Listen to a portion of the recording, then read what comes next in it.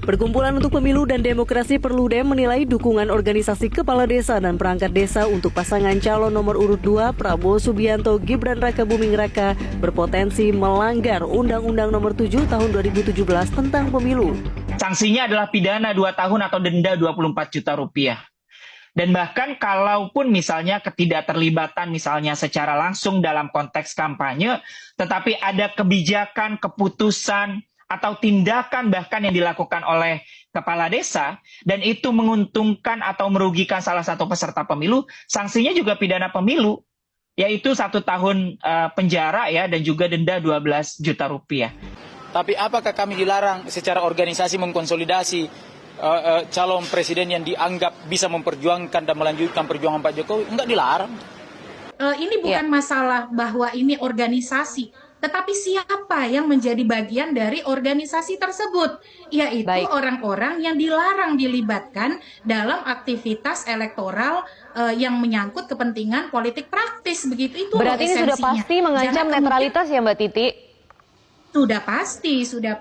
Jadi mereka ini adalah orang-orang yang diminta netral oleh Undang-Undang Pemilu kita. Sebaiknya begini ya Mbak ya, kalau kita ini negara hukum, yang sadar hukum dan punya etika politik yang baik, siap berkompetisi secara jujur, adil dan demokratis, jangan suka bermain memutarbalikkan pasal begitu. Kita ikuti aturan dan kemudian kita berikan pembelajaran yang mendidik kepada masyarakat kita. Kalau kepala desa dan perangkat desa tidak boleh terlibat dalam aktivitas politik praktis, tidak bisa kemudian berkedok organisasi, tapi isinya orang-orang yang dilarang untuk dilibatkan dalam proses pemenangan atau menguntungkan, merugikan salah satu peserta pemilu tertentu begitu.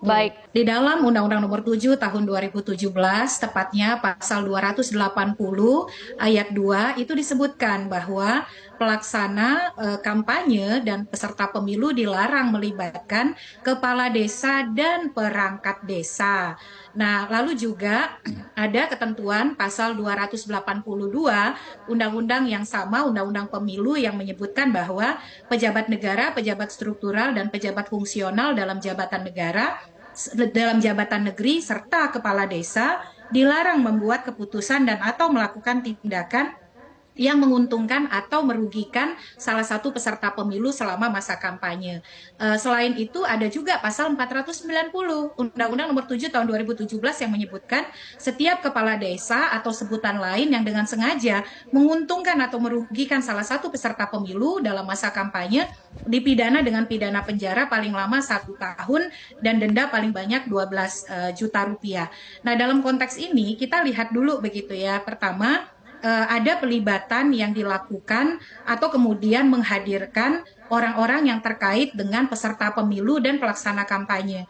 Jadi siapa saja peserta pemilu untuk Pilpres itu kan ada pasangan calon yang sudah ada namanya, sudah ada nomor urutnya, dan juga pelaksana kampanye yang didaftarkan, pelaksana kampanye dan tim kampanye yang didaftarkan kepada KPU. Nah, mereka-mereka yang dengan sengaja melibatkan kepala desa dan perangkat desa, berarti dia melanggar larangan yang diatur di dalam pasal 280 ayat 2. Nah, kalau begitu apakah memang harusnya Bawaslu ini langsung proaktif tanpa menunggu laporan begitu Mbak Titi?